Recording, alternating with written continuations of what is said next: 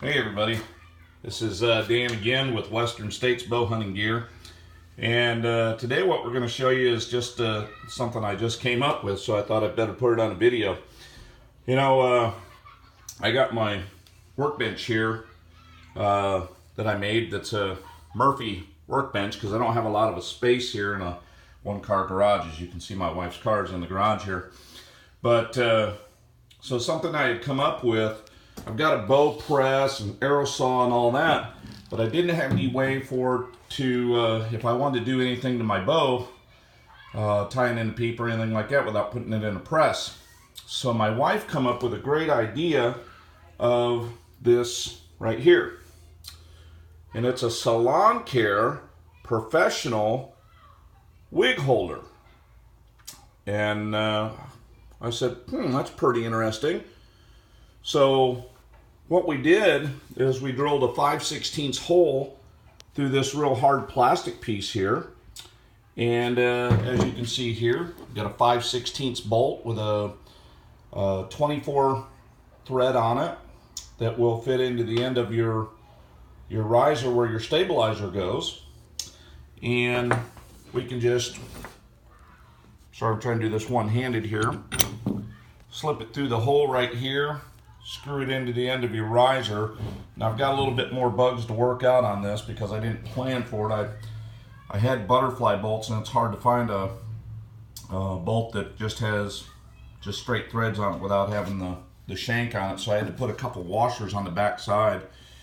And I was going to use some butterfly nuts, but the butterfly nuts get in the way. So it's just going to take a regular nut on both ends actually. To put on there so you can tighten it up at the bow, and you can also tighten it up here.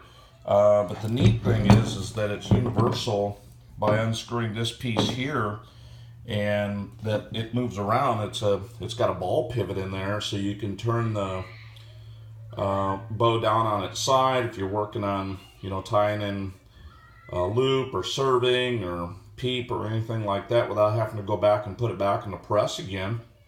Or if you're trying to get your string level or your arrow rest level or anything like that, once you get that leveled up on there, this thing stays nice and tight too. I've been playing with it.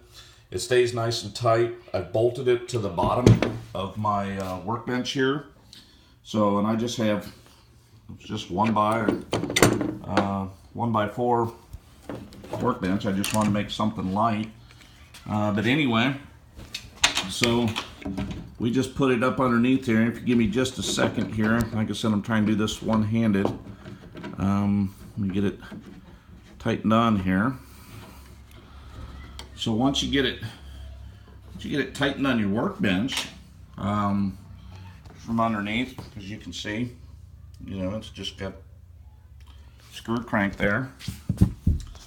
And so once you get it there, you can just loosen this deal here, and this moves all around. So like I said, it's got plenty of functionality to it, and you can turn it back up any direction you want it to. And I'm telling you, it's tight, so there's no bow out there that's gonna cause it to slip out or anything like that. Now here's the great thing about this.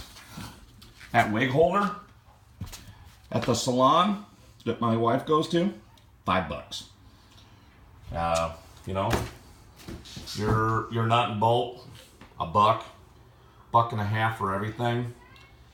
And once you get it all done, you're probably into it for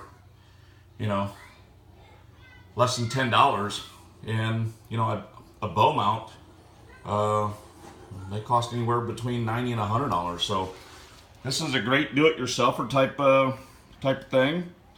And you have to excuse me here. I'm trying to get this. I don't know why it's out of focus now. So anyway, there we go. If you guys have any questions, give me a holler. Thanks.